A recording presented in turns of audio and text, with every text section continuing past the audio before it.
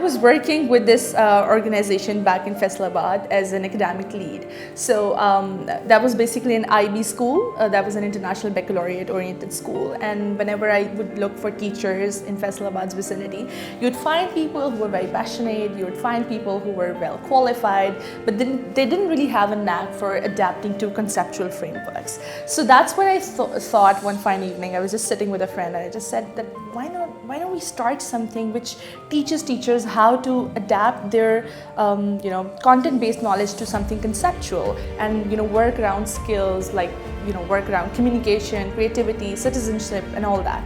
So we started off with small training modules, and we started doing it for B and C category schools in Faisalabad, schools which were relatively low-income schools.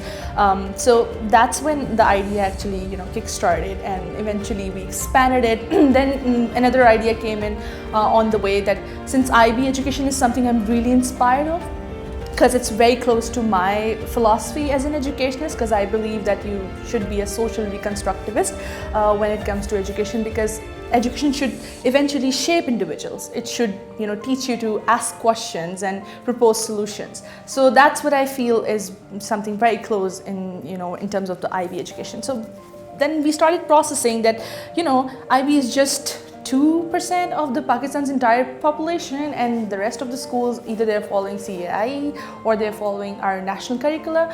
So we started thinking that how we can map IB's philosophy, which is basically you're teaching kids how to get conceptual understanding, and we started thinking to map it back to different government and public schools, and we started thinking how to create. So we started off by creating small modules for students as well, like let's say a module on informal science education, on STEM, on entrepreneurship, on design thinking, all that stuff.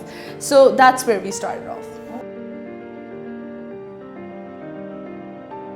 I'm basically an educationist. I don't have a background in business. Nobody in my family has done any entrepreneurship venture. So I just came across this post on the Facebook, and I just asked one of my friends, he runs a media consultancy, and just asked him that, do you think it would be a good idea? Because we were really struggling with, because most of the schools would reach out to us and they'll ask for free trainings. They'd say, if you could do it for free, right? Obviously, we can accommodate them to some extent, but it's not always possible, right? You have to be sustainable as well. So when we were thinking about that, we started looking for opportunities for funding, because that's something we really needed at that point in time. So my friend suggested that why don't you apply? It was just on the day of submissions. I remember I was traveling from Lahore, because I reside in Lahore in weekdays, to Faisalabad, because I'm pursuing and I'm still there. So I just made a small presentation while being in the Devo, and I just sent it to them. I just thought that maybe we'll make it to the city level or something. Then they gave us a date, and we participated, and we made it through the provincial level somehow, for some reason. And I still remember the kind of questions they asked me. I was like, what does that really mean? So yeah, but later on we learned. Then I got myself enrolled in this small mentorship program that they were offering.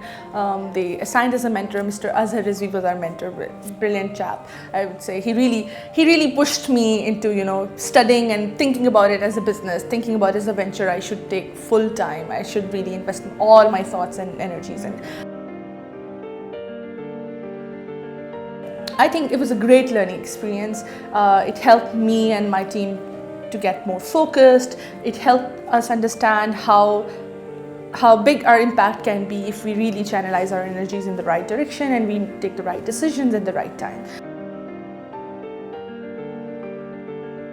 The biggest challenge, because I'm a girl, it started off, I was 25 when I started off with it, and it's really hard going to any public school or any private school and making them believe that you are talented and you can really make it work.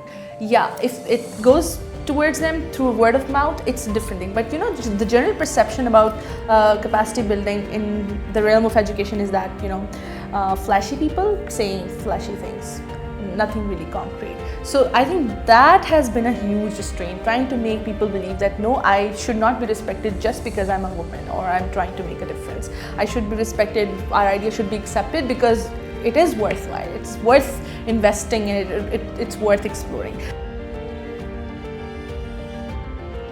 Don't be afraid to take risks.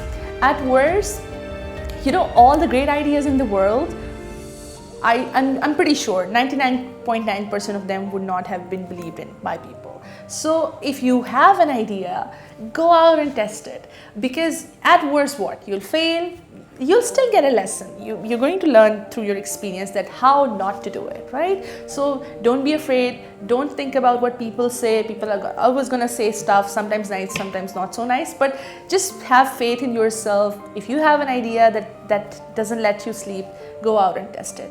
Yeah, I just want it to be written on my grave that, you know, the one who thought she could.